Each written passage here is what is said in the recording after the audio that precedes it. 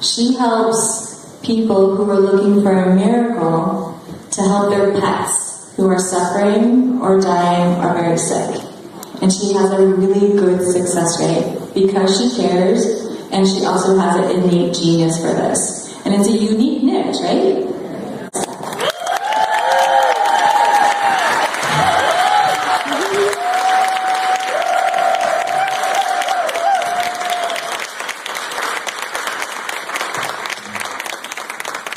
So Serena's right. When I pay attention, and I ask the most difficult questions. So how many of you here love animals? Raise your hand.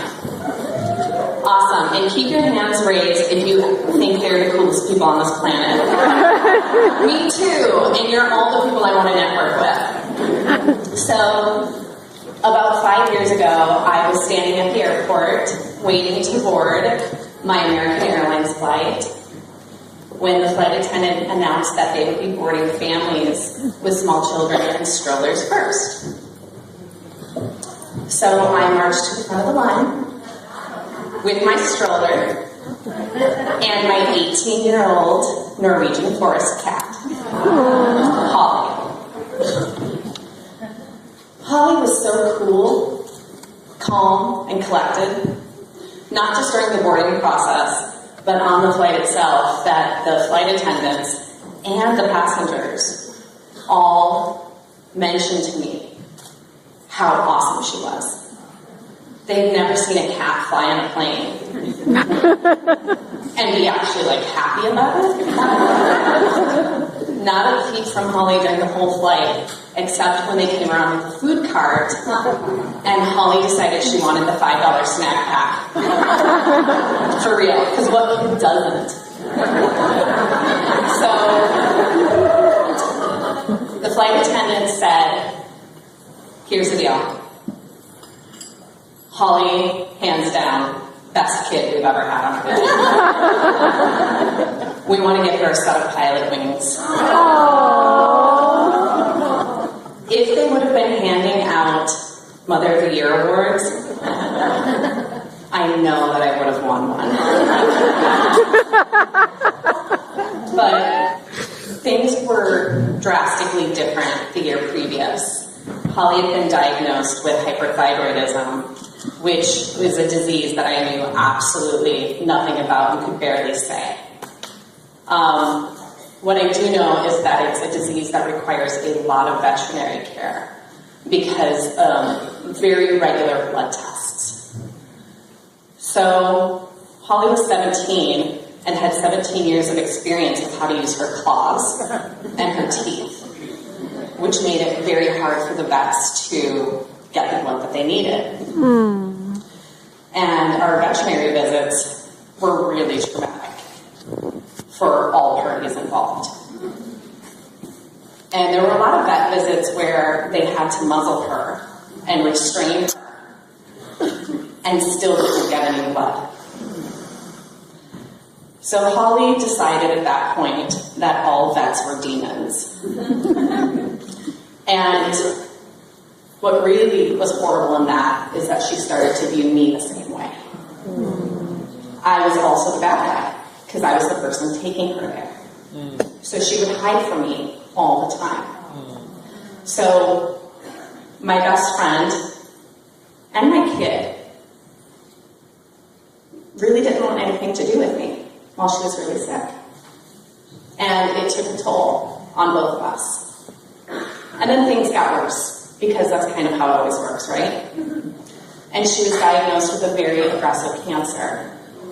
And the vet said that she had about 2 weeks to live, and there was really nothing that they could do.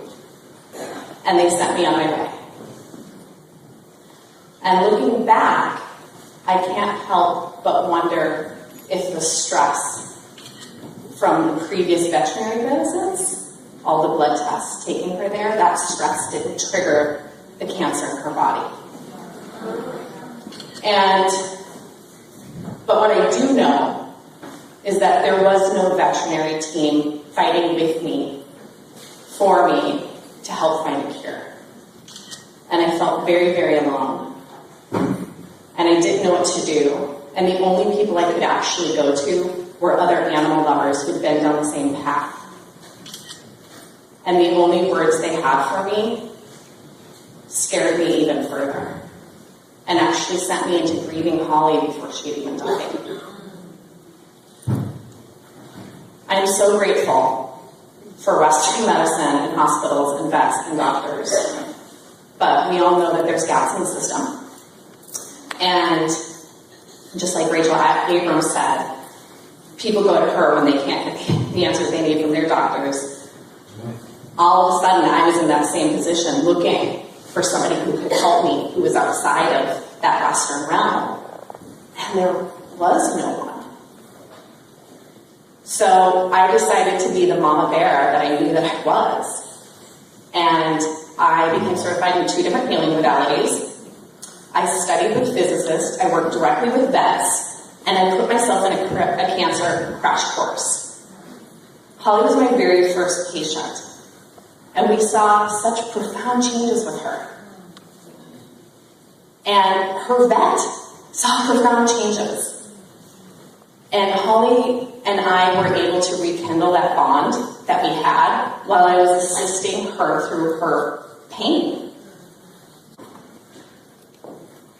I discovered in all of my work and all of my research that profound healing comes from profound relaxation.